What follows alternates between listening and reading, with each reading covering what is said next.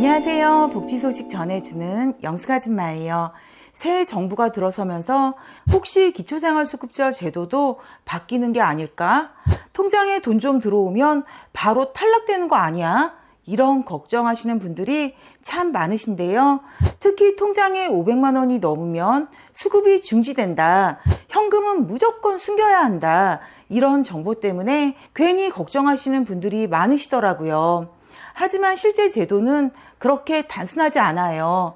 그래서 오늘은 새 정부 출범 이후 수급자들이 특히 주의해야 할 금융재산 관리에 대해 많이들 헷갈려 하시는 5가지 문제점들을 쉽게 알려드리려고 해요.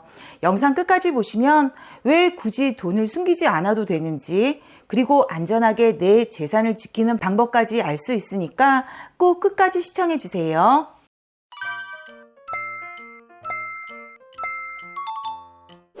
첫 번째, 통장에 500만 원이 넘으면 무조건 수급자 탈락이다. 이렇게 알고 계시는 분들이 많으신데요. 이건 반만 맞고 반은 틀린 말이에요.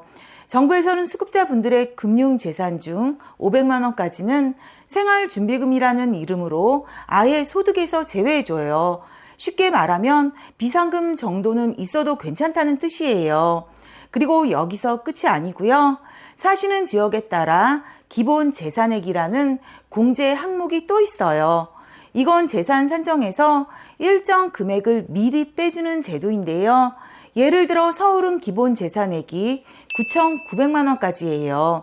즉 다른 부동산이나 자동차 같은 재산이 전혀 없고 오직 통장에만 재산이 있다면 통장에 최대 1억 400만 원까지 있어도 수급자 자격이 유지될 수 있다는 뜻이에요. 그래서 통장에 500만 원이 넘으면 바로 탈락한다는 건 절대 아니에요. 생활준비금과 기본 재산액 공제를 합치면 생각보다 훨씬 많은 금액이 있어도 자격을 유지할 수 있어요. 그리고 두 번째, 통장에 하루라도 돈이 많으면 수급이 중지된다. 이것도 사실이 아니에요. 기초생활수급자의 금융재산조사는 하루 기준이 아니고요. 정부에서는 1년에 2번 3개월 평균 통장 잔액을 기준으로 살펴보고 있어요. 예를 들어 1월 통장 잔액이 700만 원, 2월은 400만 원, 3월은 300만 원 이렇게 되면 3개월 약 466만 원이죠. 그럼 어떻게 될까요? 정부에서는 생활준비금으로 500만 원을 공제하니까 이 경우도 전혀 문제가 없어요. 그래서 한 달에 잠깐 돈이 많이 들어왔다고 해도 3개월 평균으로 계산하기 때문에 일시적인 입금은 큰 영향을 주지 않아요. 세 번째, 보증금이나 퇴직금 같은 큰 돈은 무조건 빨리 써야 한다. 이것도 사실이 아니에요. 큰 돈이 들어오면 어떻게 사용했는지 증빙하면 걱정 안 하셔도 되세요. 예를 들어 보증금으로 썼다면 계약서, 그리고 병원비로 썼다면 병원비 영수증 같은 서류만 제출하면 승인 지출로 인정돼서 빼주고 있어요. 그리고 네 번째, 남한테 빌린 돈은 바로 갚으면 괜찮다. 이건 그렇지 않아요. 일단 내 통장에 돈이 들어온 순간 무조건 소득으로 간주돼요. 다만 대출 계약서나 법원 조정 등은 진짜 빚이라는 걸 서류로 증명하면 그건 재산에서 빠질 수 있어요. 그래서 그냥 빌린 돈이다 라고 말로만 하면 안 되고 반드시 서류로 증명해야 하세요. 그리고 마지막 5번째는 정부는 수급비가 들어오는 계좌만 확인한다. 아니에요.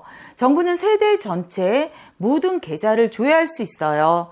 통장 잔액이 10만 원 넘는 예금, 적금, 주식 계좌까지 다 확인해요.